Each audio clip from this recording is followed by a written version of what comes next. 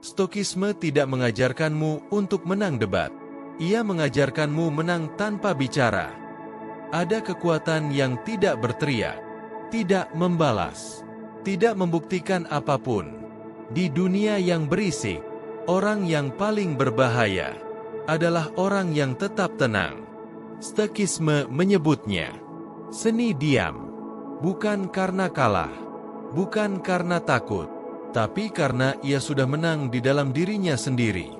Jika kamu pernah lelah menjelaskan dirimu, muak dengan drama, ingin hidup lebih ringan dan terkendali, maka video ini bukan kebetulan muncul di hadapanmu.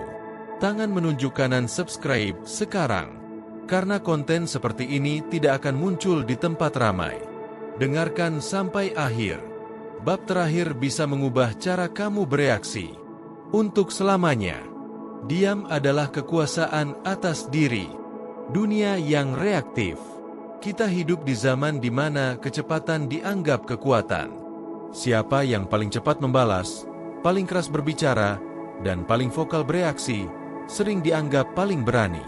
Namun Stokisme memandang dunia ini dengan cara yang sangat berbeda.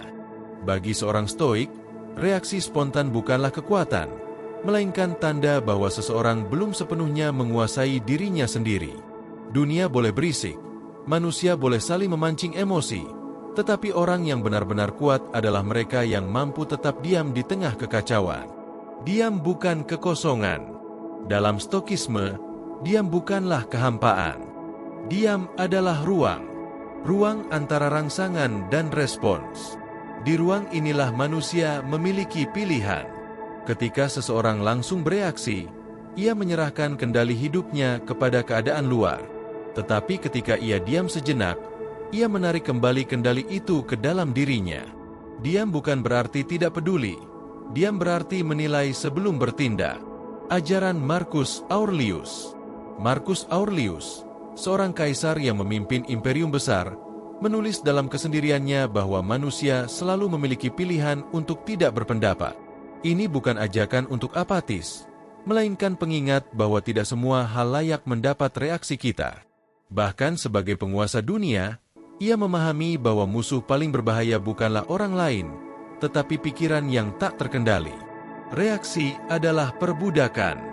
Setiap kali kita bereaksi tanpa sadar, kita sedang diperbudak oleh emosi. Marah karena hinaan, tersinggung karena pendapat orang lain, cemas karena hal yang belum tentu terjadi. Stokisme mengajarkan bahwa penderitaan bukan datang dari peristiwa, melainkan dari penilaian kita terhadap peristiwa itu. Dia memberi kita waktu untuk memilih penilaian yang lebih bijak. Kendali sejati. Kekuatan sejati tidak terlihat dalam adu argumen, tetapi dalam kemampuan menahan diri. Stoik memahami bahwa orang yang bisa diam ketika diprovokasi telah memenangkan pertempuran yang tidak terlihat. Ia tidak kehilangan martabatnya, tidak mengorbankan ketenangannya, dan tidak menyerahkan kendali emosinya kepada siapapun. Diam adalah bentuk tertinggi dari kendali diri. Diam dan kebebasan. Ketika seseorang tidak lagi wajib merespon segalanya, ia menjadi bebas. Bebas dari tuntutan orang lain. Bebas dari dorongan ego. Bebas dari kebutuhan untuk selalu benar. Stokisme melihat kebebasan bukan sebagai kemampuan melakukan apa saja, tetapi sebagai kemampuan tidak dikuasai oleh apapun, termasuk emosi sendiri. Diam sebelum bertindak. Stoik tidak melarang berbicara. Ia hanya mengajarkan urutan yang benar. Diam dulu, pahami, lalu bertindak dengan sadar. Kata-kata yang lahir dari ketenangan membawa bobot yang berbeda. Mereka tidak menyulut api, tetapi memberi arah. Dalam dunia yang impulsif, sikap ini menjadikan seorang Stoik terlihat tenang, dalam, dan sulit digoyahkan. Bab ini bukan tentang menjadi pendiam tanpa suara. Ini tentang memahami bahwa diam adalah tindakan sadar, bukan kelemahan. Saat kamu mampu menahan reaksi, kamu sedang memegang kendali atas hidupmu sendiri. Dan disitulah Stokisme meletakkan fondasi pertamanya. Penguasaan diri sebelum penguasaan apapun yang lain. Diam melindungi energi jiwa. Energi yang tak terlihat. Manusia sering mengira kelelahan datang dari pekerjaan fisik. Namun Stokisme melihat sumber kelelahan terbesar justru berasal dari pikiran yang terus bereaksi. Setiap emosi yang tak terkendali, marah, iri, takut, tersinggung, menguras energi jiwa secara perlahan. Orang Stoik memahami bahwa energi batin adalah aset yang harus dijaga, bukan dihamburkan untuk hal-hal yang tidak berada dalam kendali kita. Kebisingan mental bukan dunia yang melelahkan, melainkan suara di dalam kepala kita sendiri. Pikiran yang terus menanggapi opini orang lain, membayangkan skenario terburuk, dan mengulang konflik yang sudah berlalu adalah sumber kebisingan mental. Stokisme mengajarkan bahwa diam, baik secara lisan maupun batin, adalah cara untuk mematikan kebisingan yang tidak perlu. Ajaran Seneca tentang energi. Seneca memperingatkan bahwa manusia sering hidup seolah-olah energinya tak terbatas. Ia melihat banyak orang kelelahan bukan karena nasib buruk, tetapi karena terlalu banyak memberi perhatian pada hal-hal yang tidak penting. Dalam Stokisme, diam adalah bentuk penghematan energi, cara untuk tidak membiarkan dunia luar menguras kehidupan batin kita. Mengapa membalas itu mahal?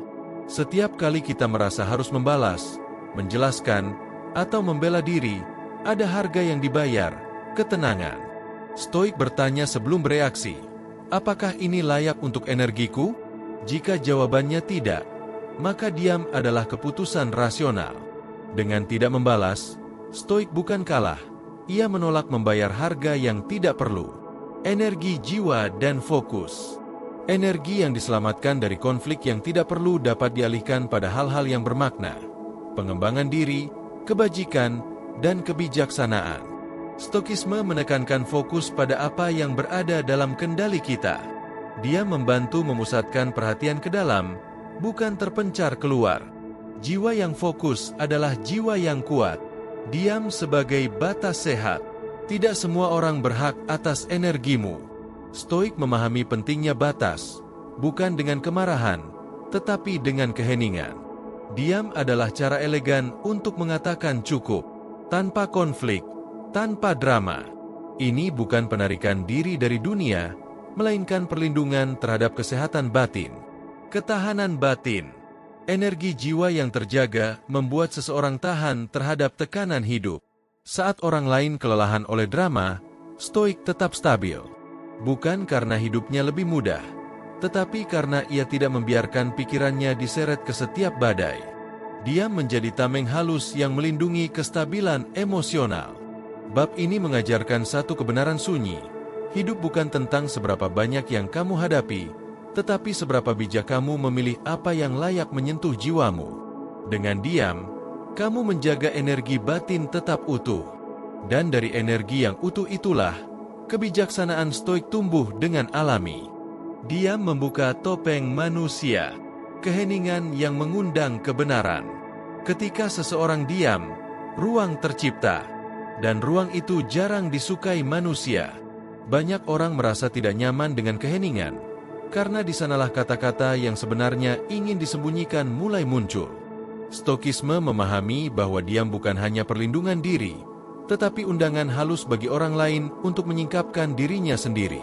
Mengapa orang terus bicara? Manusia berbicara bukan hanya untuk menyampaikan makna, tetapi untuk menenangkan kegelisahan batin. Saat tidak ada respons, ego terdorong untuk bicara lebih banyak. Dalam Stokisme, ini bukan kelemahan, ini informasi. Semakin lama seseorang berbicara tanpa ditanya, semakin jelas niat dan karakternya. Pengamatan tanpa intervensi. Epictetus mengajarkan bahwa manusia sering gelisah bukan karena dunia, tetapi karena penilaian mereka sendiri. Dengan diam, Stoik mengamati tanpa ikut terseret. Ia tidak mengoreksi, tidak membantah, tidak menghakimi. Ia membiarkan fakta muncul dengan sendirinya, tanpa gangguan ego. Topeng akan retak. Topeng sosial membutuhkan reaksi untuk bertahan. Ketika tidak ada reaksi, topeng mulai retak. Kesombongan berubah menjadi pengakuan. Amarah berubah menjadi keluhan. Kepura-puraan berubah menjadi kelelahan. Stoik tahu, diam lebih efektif daripada interogasi. Keheningan membuat manusia berbicara jujur tanpa disadari. Ajaran Seneca tentang manusia. Seneca menulis bahwa kebanyakan manusia ingin terlihat lebih baik daripada yang sebenarnya. Karena itu mereka bicara berlebihan. Stoik tidak perlu membongkar kebohongan. Ia hanya memberi ruang agar kebohongan runtuh sendiri. Diam menjadi alat kebijaksanaan, bukan manipulasi. Diam dan keunggulan psikologis. Dalam interaksi sosial, orang yang paling tenang sering memegang kendali terbesar. Bukan karena ia mengatur, tetapi karena ia tidak dapat ditebak. Ketika kamu diam, orang lain mengisi kekosongan dengan asumsi mereka sendiri. Stoik menggunakan keheningan untuk tidak semua kebenaran perlu ditanggapi. Stoik tidak merasa wajib mengoreksi setiap kesalahan atau membalas setiap tudingan. Ia tahu bahwa kebenaran tidak selalu membutuhkan pembelaan. Dengan diam, ia membiarkan waktu dan perilaku berbicara. Karakter akan mengungkapkan dirinya lebih jelas daripada kata-kata. Bab ini mengajarkan bahwa diam bukan hanya perisai, tetapi jendela. Jendela untuk melihat manusia apa adanya. Saat kamu berhenti bereaksi, kamu mulai melihat. Dan saat kamu melihat dengan jernih, kamu tidak lagi mudah tertipu oleh kata-kata. Keheningan adalah mata stoikisme. Diam bukan lemah, tapi strategis. Kesalahpahaman tentang diam. Banyak orang mengira diam adalah tanda ketidakmampuan. Dalam dunia yang mengagungkan respons cepat, keheningan sering disalahartikan sebagai kalah. Namun stoikisme membalik anggapan itu sepenuhnya. Diam, bagi seorang stoik, adalah keputusan sadar, bukan ketidakberdayaan. Ia memilih diam bukan karena tidak tahu harus berkata apa, tetapi karena tahu kapan kata-kata justru melemahkan posisi. Timing lebih penting dari kata. Stoik memahami bahwa kata-kata memiliki waktu. Ucapan yang benar di waktu yang salah tetap menjadi kesalahan. Dengan diam, seseorang memberi waktu bagi situasi untuk matang. Ia tidak terburu-buru membuktikan kecerdasan atau kebenaran. Dalam stoikisme, kesabaran adalah bagian dari strategi, bukan penundaan karena takut. Pelajaran dari Epictetus. Epictetus mengajarkan bahwa kita tidak perlu merespons setiap hal yang diarahkan pada kita. Ia menyarankan agar manusia rela dianggap bodoh demi ketenangan batin. Ini bukan penghinaan terhadap diri sendiri, melainkan strategi untuk tidak terjebak dalam permainan ego orang lain. Dia menjaga kita tetap di luar konflik yang tidak produktif. Strategi menghindari perang yang tak perlu. Tidak semua pertempuran layak dimenangkan. Stoik memilih dengan cermat di mana energinya digunakan. Diam adalah cara untuk menolak ajakan berperang yang hanya menghasilkan kerugian emosional. Dengan tidak bereaksi, Stoik memutus rantai eskalasi dan menjaga posisinya tetap stabil. Diam dan wibawa alami. Keheningan yang konsisten menciptakan wibawa. Orang yang tidak mudah terpancing menjadi sulit ditebak. Dalam interaksi sosial, ini adalah keunggulan strategis. Stoik tidak perlu mendominasi percakapan untuk dihormati. Keteguhan dan konsistensi sikap berbicara lebih keras daripada kata-kata. Strategi jangka panjang. Reaksi cepat sering memberikan kepuasan sesaat, tetapi kerugian jangka panjang. Stoik berpikir melampaui momen. Ia bertanya, apa dampak diamku hari ini bagi hidupku besok? Dengan menahan diri sekarang, ia membangun reputasi stabil, dapat dipercaya, dan matang. Diam adalah investasi karakter. Ketika diam berbicara lebih keras, ada saat di mana diam menjadi pernyataan paling tegas. Tidak membalas fitnah, tidak menanggapi provokasi, tidak menjelaskan diri kepada mereka yang tidak berniat memahami. Dalam momen seperti ini, keheningan stoik menjadi pesan yang jelas. Aku tidak bisa dikendalikan olehmu. Bab ini mengajarkan bahwa diam bukan tanda kalah, melainkan pilihan cerdas. Dalam stoikisme, keheningan adalah bentuk kecerdasan emosional dan strategi hidup. Saat kamu tahu kapan harus diam, kamu tahu kapan harus berbicara. Dan orang yang menguasai keduanya, menguasai arah hidupnya sendiri. Diam saat diremehkan. Ujian yang paling menggoda ego. Diremehkan adalah salah satu ujian terberat bagi ego manusia. Ketika kemampuan, niat, atau nilai diri kita dianggap kecil, dorongan pertama adalah membuktikan. Stoikisme justru mengajarkan sebaliknya. Diam adalah filter awal. Ia memisahkan mana yang benar-benar penting dari mana yang hanya memancing ego. Harga dari membuktikan diri. Setiap upaya membuktikan diri kepada orang yang meremehkan memiliki biaya tersembunyi, ketenangan. Stoik bertanya, apakah pengakuan mereka menentukan nilai diriku? Jika tidak, maka reaksi hanyalah pemborosan. Dia menjaga harga diri tanpa perlu negosiasi. Pelajaran dari Seneca. Seneca menulis bahwa manusia paling menderita ketika hidupnya dikendalikan oleh opini orang lain. Diremehkan adalah undangan untuk menyerahkan kendali itu. Stoik menolaknya dengan keheningan. Ia tidak membela diri di pengadilan opini. Diam sebagai batas. Diam bukan sekadar sikap pasif. Ia adalah batas yang tegas. Dengan tidak merespons pelecehan halus atau sindiran, Stoik menyatakan, energi batinku bukan untukmu. Tanpa drama, tanpa konflik. Batas yang tenang seringkali paling dihormati. Reputasi dibangun oleh waktu. Membalas hinaan memberi kepuasan singkat. Dia membangun reputasi jangka panjang. Stoik memahami bahwa kualitas sejati akan terlihat lewat konsistensi tindakan, bukan debat. Orang boleh meremehkan hari ini, waktu akan menjawab esok. Ketika dia menggeser kekuatan. Saat kamu tidak bereaksi, dinamika kekuatan berubah. Provokator kehilangan panggung. Sindiran kehilangan gema. Dalam keheninganmu, beban emosi berpindah ke pihak yang meremehkan. Stoik tidak mengambil umpan.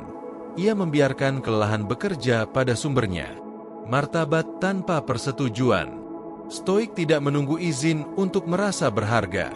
Martabat tidak bergantung pada tepuk tangan. Dengan diam, ia menegaskan nilai dirinya berasal dari kebajikan dan tindakan, bukan pengakuan. Ini adalah kebebasan yang sunyi namun kokoh. Bab ini mengajarkan kemenangan tanpa sorak.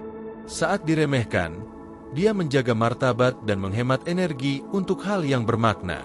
Stoik tidak mengoreksi persepsi setiap orang. Ia hidup dengan benar, dan membiarkan hidup berbicara atas namanya. Diam sebagai latihan batin. Diam itu dilatih, bukan ditunggu. Keheningan bukan bakat bawaan, ia hasil latihan.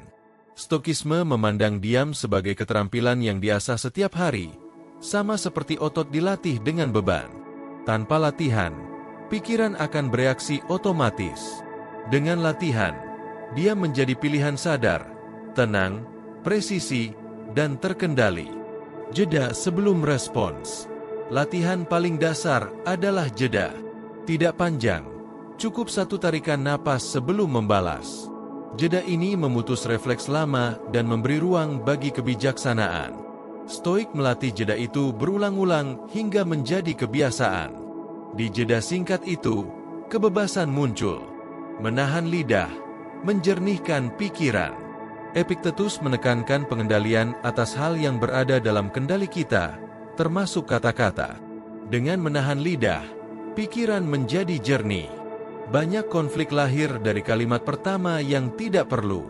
Stoik berlatih menghapus kalimat itu sejak awal. Keheningan sebagai cermin diri. Diam bukan hanya soal orang lain, ia cermin bagi diri sendiri. Saat sunyi, pikiran yang berisik muncul ke permukaan. Ketakutan, kebutuhan akan pengakuan, dan dorongan membela ego. Stoik tidak menolaknya, ia mengamatinya. Mengamati tanpa menghakimi adalah inti latihan batin. Ritual harian keheningan. Stoik menyarankan waktu khusus untuk sunyi. Pagi sebelum dunia bergerak, atau malam saat dunia mereda. Beberapa menit cukup. Konsistensi yang penting. Dari ritual kecil ini, ketenangan merembes ke hari. Dia menjadi fondasi, bukan pelarian. Menunda reaksi emosional. Latihan dia mengajarkan menunda, bukan menekan, emosi. Marah boleh muncul, tapi tidak memimpin. Dengan latihan, emosi datang dan pergi tanpa menguasai tindakan. Stoik melatih kemampuan ini seperti pelaut membaca ombak, mengikuti irama, bukan ditenggelamkan. ketenangan yang konsisten. Hasil latihan batin bukan sensasi sesaat, melainkan kestabilan. Orang yang terlatih dalam diam tidak tampak dingin, ia tampak mantap. Dalam tekanan, ia tetap hadir. Dalam pujian, ia tetap rendah hati. Konsistensi ini adalah tanda latihan yang berhasil. Bab ini menegaskan bahwa diam adalah praktik, bukan kebetulan. Dengan melatih keheningan setiap hari, Stoik membangun kekuatan yang tidak mudah runtuh. Saat latihan menjadi kebiasaan, ketenangan berubah menjadi identitas. Tenang bukan karena situasi mudah, tetapi karena batin terlatih. Diam adalah tanda kedalaman. Kedalaman selalu tenang. Hal yang dalam jarang berisik. Laut terdalam paling sunyi, sementara permukaan selalu gaduh. Stoikisme melihat pola yang sama pada manusia. Mereka yang dangkal membutuhkan sorotan, mereka yang dalam cukup hadir. Dia menjadi tanda kedalaman batin, bukan kekosongan. Orang dangkal bicara, orang dalam hadir. Banyak kata sering menutupi ketidakpastian. Stoik tidak berlomba menjelaskan dirinya. Ia tahu bahwa kehadiran yang konsisten lebih meyakinkan daripada penjelasan panjang. Dalam Stoikisme, hadir sepenuhnya lebih berharga daripada berbicara berlebihan. Kebijaksanaan yang tidak meminta tepuk tangan. Marcus Aurelius memimpin tanpa teriakan. Ia memahami bahwa kebijaksanaan sejati tidak haus pengakuan. Orang yang matang tidak sibuk mengoreksi semua orang. Ia sibuk hidup sesuai kebajikan. Diam adalah tanda bahwa seseorang tidak lagi membutuhkan validasi eksternal. Wibawa yang muncul alami. Wibawa tidak diciptakan, ia muncul. Ketika seseorang konsisten tenang, jujur, dan terkendali, orang lain merasakannya. Tanpa paksaan, tanpa dominasi. Stoikisme menyebut ini otoritas batin, kekuatan yang tidak perlu diumumkan. Tidak semua hal layak direspons. Kedalaman membawa selektivitas. Stoik memilih dengan cermat apa yang layak disentuh pikirannya. Ia tidak reaktif terhadap kebisingan, gosip, atau provokasi. Dengan diam, ia menjaga fokus pada hal-hal yang bermakna. Ini bukan penghindaran, ini kebijaksanaan. Kedewasaan emosional.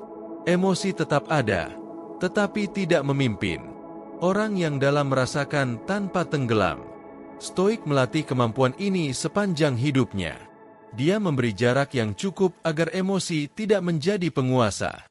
Kedewasaan emosional terlihat dari reaksi yang dipilih, bukan perasaan yang muncul. Hidup tanpa reaksi berlebihan. Pada tahap ini, Stoik tidak lagi bereaksi secara impulsif. Ia hidup dengan irama yang stabil. Pujian tidak mengangkatnya terlalu tinggi, celaan tidak menjatuhkannya terlalu rendah. Dia menjadi kebiasaan alami, bukan usaha keras. Kedalaman sebagai tujuan. Seri ini berakhir di sini, tetapi praktiknya tidak. Jika kamu membawa satu hal dari Stoikisme, biarlah ini, kedalaman batin lebih penting daripada kemenangan debat. Dengan diam, kamu tidak kehilangan suara, kamu menemukan arah. Dan dari arah itu, hidup yang tenang, bermakna, dan berwibawa tumbuh dengan sendirinya. Jika kamu belajar diam, di saat orang lain meledak, kamu sudah melampaui mereka.